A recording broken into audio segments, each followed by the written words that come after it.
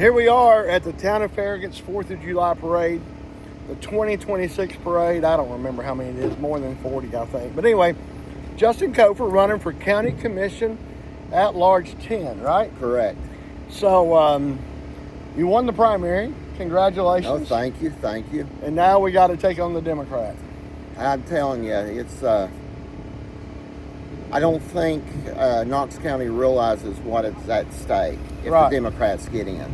Well, because the Democrats of today are a lot different than the Democrats that I faced 42 years ago. Oh, absolutely. The days of moderates are gone. Right. So anyway, give us a little bit of background. I know you're married. You got a couple of kids.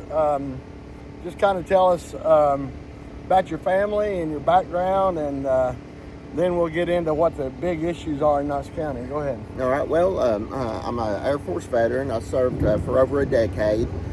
Did multiple tours, Iraq, Germany, Alaska. I was big with Hurricane Katrina and a few other natural disasters. Then I went back to school when I got out of the military, got my bachelor's in business administration. Wow. And graduated from King University, magna cum laude. And so I've got that. Then I've got an associate's in electrical mechanical technologies. Oh, wow. So basically what that means is I know enough to screw things up to pay somebody a lot of money to fix it. But no, my family, Knox County is everything to me. Right. My son, who's right over there, Yep. I want them to have a Knox County that when they get old enough, they want to start a family here. But if we stay on this trajectory, they're not going to. We're going to become just an extension of the city. Absolutely. And, I met your son, a nice young man. He kind of takes me back because when I first, when I ran the first time in 1990, my wife was pregnant. I lost by 112 votes, waited 10 years, got elected to school board, and then everything else. But, my kids are now, my youngest one's now 30. So, man, they grow up fast. Yes, they do. And fortunately, all three of ours are still in East Tennessee, so that's a good thing. But, so I know you knocked on thousands of doors in the primary, and I know you're already knocking on doors, but obviously schools and infrastructure and making sure we don't have a property tax, and somehow we gotta start paying this debt down that we've got. We do. And yeah, that's thunder, by the way. That's not fireworks. Yeah. Here we are. We're out here with about 300 other people. Hey, Nate, go get a golf club. No, we don't want a golf club because we're not touching the tripod. Oh, I'm gonna get in trouble for that one. But it's all good. It was all in fun. So where were we? So just about the issues. Oh yes. And knocking on doors. What are people saying to you? It's all the same that you hear. Right. The overdevelopment, and this is one of the things that I think the talking heads are having issues with me on. I don't want to stop growth. Right. Growth is important, but at the rate that we're growing, it is costing the taxpayer more than we'll ever make off that property. So we've got to slow it down a little bit, and then we need to focus on catching up on our paving those backlogs. Yep. I truly believe that we've got developers here in Knox County that will partner with us and honor the agriculture side and just not throw up all this high density because we cannot sustain our growth rate. Right. Well, and, even my own house, we bought the current house we're in 1999. I mean, I complain about it, and yesterday I mowed my yard in the blazing hot heat, and I enjoy mowing my yard. My wife thinks I should hire it out, but, between AirPods and just the silence of a push mower, it's the best therapy I can buy. But, that's the other thing is all this high density, there's no yards, there's no grass. No, there's not. And my wife and I were fortunate. We had a little condo off Ebenezer, but when we had Nate, we knew we was going to need a larger home, so we bought in the Carnes community off Ball Camp. And at that time, you still had some space. It was, and just since 2016, it's unreal. The buildings that are popping up, everything's been approved, and so the developers are going to build all that.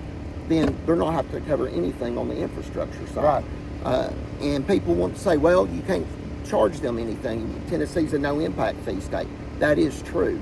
But there's a bunch of options that we have for them. And my biggest one I hope we can work with is forming a true partnership with them. Some people say that we can't do that.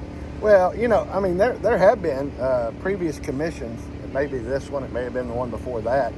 One of them got a developer to agree to do a roundabout down the Hardin Valley. Now, my understanding is the county ended up paying for the roundabout. All right. But, you know, if we just got to make sure that with these developers, if we get them to commit to something, they can't back out of it at some point, absolutely. You know, because, you know, I mean, a lot of us say what we want to say in order to buy a car, or buy whatever we're going to buy, right?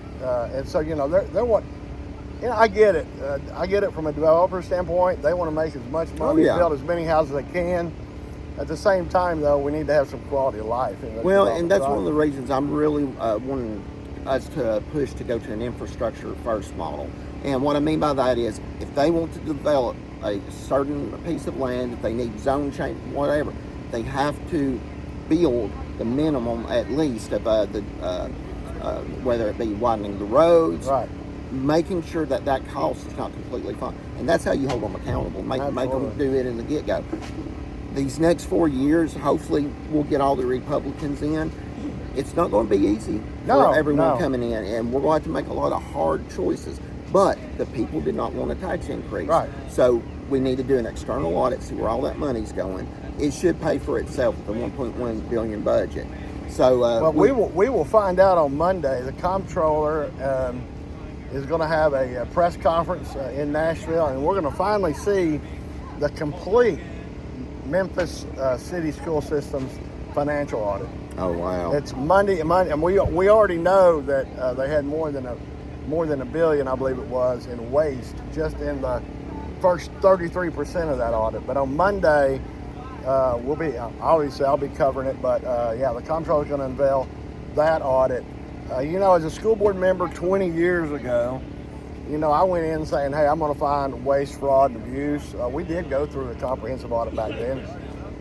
You know, when your payroll is 80% of the budget, it's kind of hard to find that, but I'm sure it's there.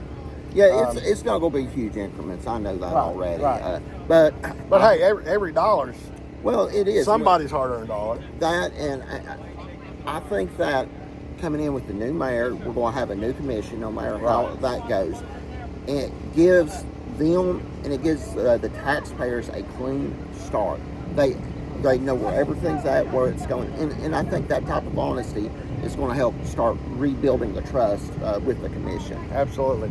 Well, you've got Justin Cofer here. He's running for at-large seat 10.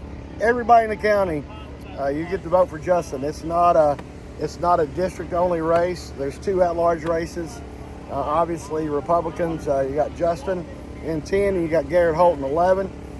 So everybody that's watching this, get out. Early vote starts actually in about 13 days. Yeah. Starts July 17th, runs through August the 1st.